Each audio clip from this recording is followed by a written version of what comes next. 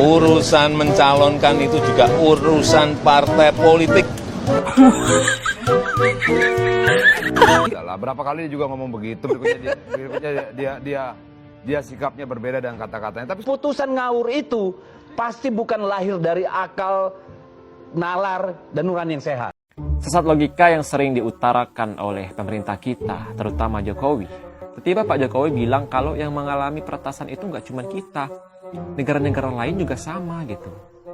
Ya betul Pak, ya, tapi kan orang bodoh ketika mendapatkan masalah itu beda dengan orang yang pintar Pak.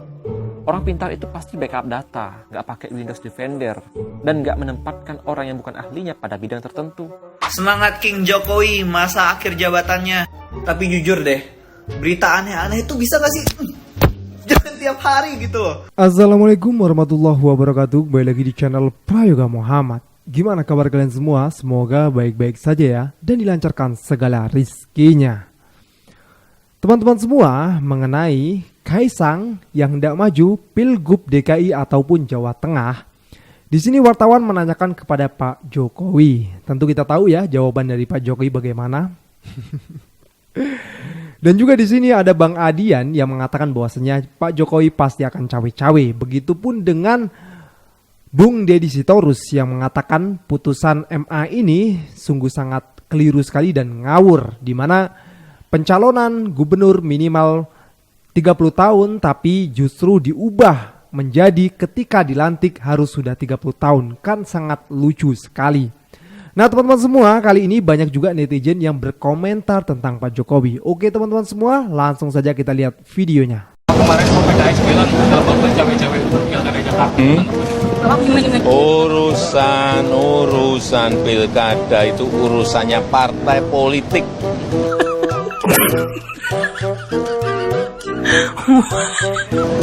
Urusan mencalonkan itu juga urusan partai politik. Saya bukan ketua partai, saya bukan pemilik partai. Jadi jangan ditanyakan kepada saya.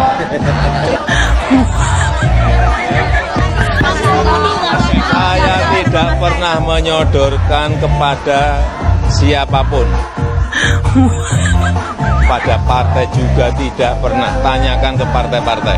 Ya. Pak pilkada serentak apakah sudah ditetapkan Pak oleh pemerintah? Jadwal pilkada serentak. Tanyakan ke KPU. Tanyakan ke KPU. Terima kasih Bapak. Ini wartawan dalam hati, kesel banget gua nanya sama orang ini.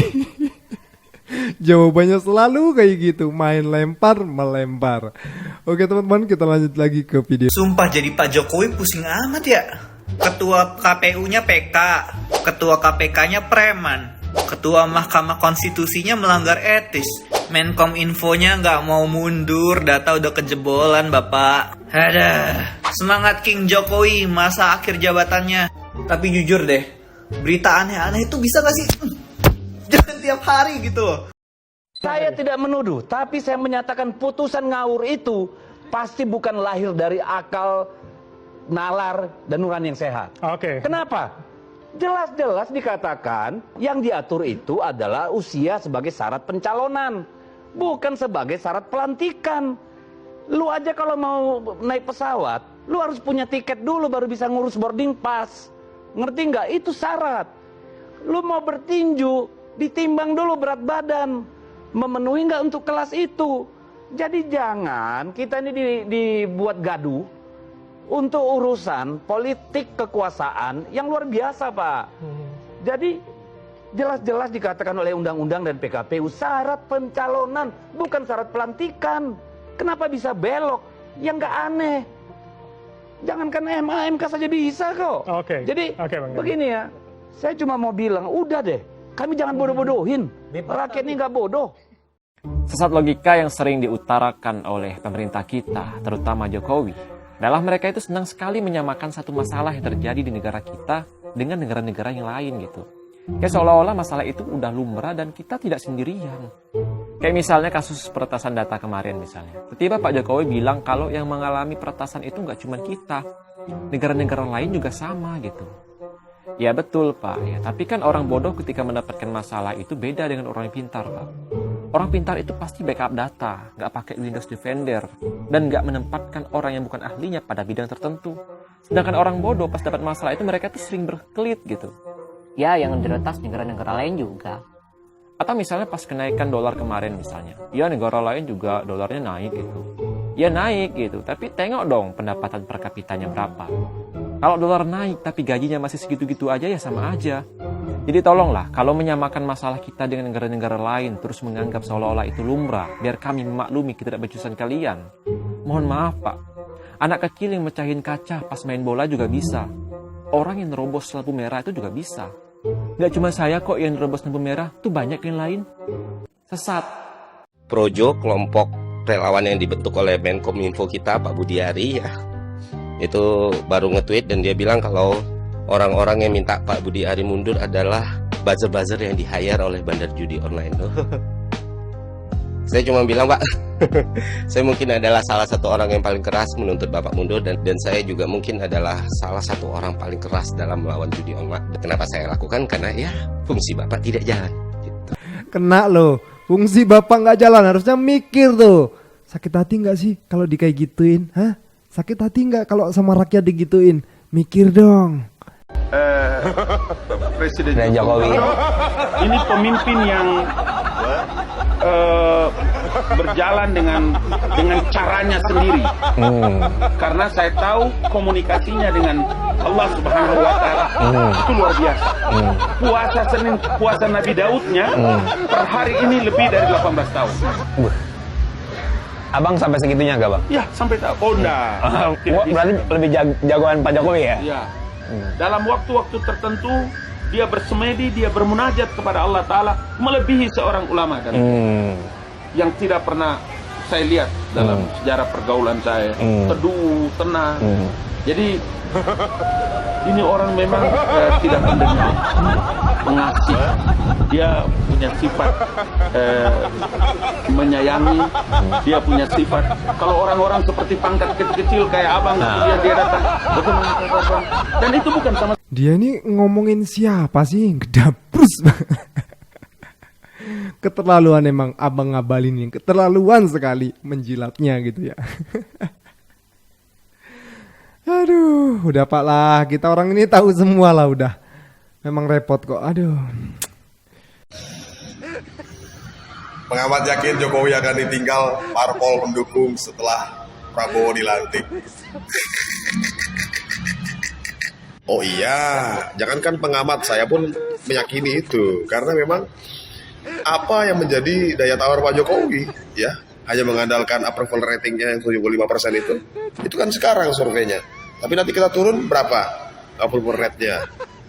Itu adalah era baru. Mana ada matahari di dunia ini, matahari kembar, nggak ada. Matahari hanya satu. Di malam hari 1 bulan. Jadi ada 1 matahari, ada 1 bulan. Sudah selesai Pak, selesai. Kamu mau ngomong apa juga sudah selesai.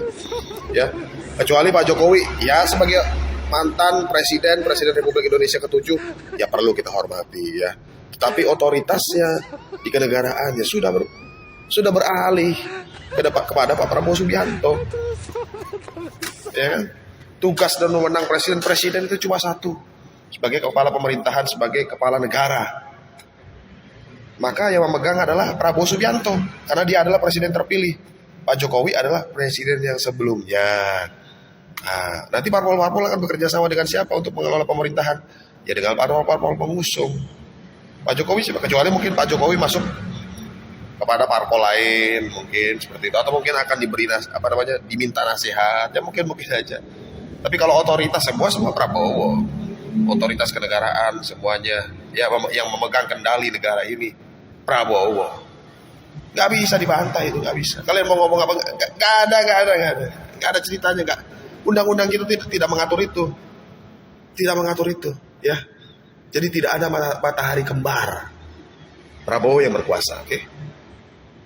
Ya mantap lah ya. Walaupun gue sendiri gak mendukung Pak Prabowo, tapi gue kepengen cepet Pak Prabowo dilantik gitu loh. Gue pengen lihat sih kepemimpinan dari Pak Prabowo sendiri. Bagaimana nanti Pak Prabowo memimpin Indonesia ini dengan tegas, dengan mantap pokoknya ya, kalau bisa membunuh para koruptor lah ya. Bukan membunuh sih, menghabisi lah, menghilangkan gitu. Nah teman-teman semua, mengenai Babe Haikal yang berkomentar tentang ketua KPU ini juga masih disindir oleh netizen ya. Kita lihat videonya. Tolong dong kasih komentarnya nih ya tentang kasus asusila nih. Giliran yang baik-baik aja mau komentar. Yang buruknya ikut komentar dong ya. Babe Haikal, muncul dong ke permukaan. Jangan nyelam mulu di kolam.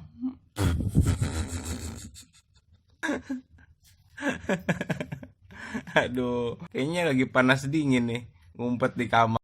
Imamnya ketua KPU. Bayangkan ini, Anda bisa bayangkan imamnya ketua KPU dan memimpin doa buat kita semua. Ini merupakan tanda, insya Allah 2024 ini adalah. Terus komentarnya tentang ini gimana nih? Baikal kok diem aja nih, ya? Kemarin dipuja-puja. Gimana tanggapannya nih tentang kayak gini nih, ya? Mana udah didoain sama dia, dijadiin makmum sama dia, ya kan? Emang ya, lalat yang berada di tumpukan bangkai itu lebih mulia daripada ulama-ulama yang berdiri di depan pintu penguasa. Itu kan kata-kata Anda? Itu kan? Dulu ngomongnya ngaku ketemu Nabi Muhammad di mimpi yang lagi menggandeng para laskar FPI. Kebanyakan ngagul lagian. Jangan ngagul baik. Alah.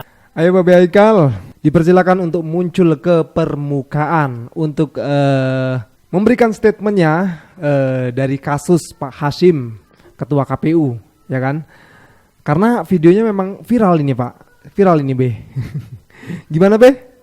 Oke teman-teman semua, gue rasa cukup ya. Jangan lupa untuk berikan komentar dan kritikan kalian di bawah ini. Jangan lupa juga untuk like, subscribe channel ini. Sekian dari gue Praega Muhammad. Wassalamualaikum warahmatullahi wabarakatuh.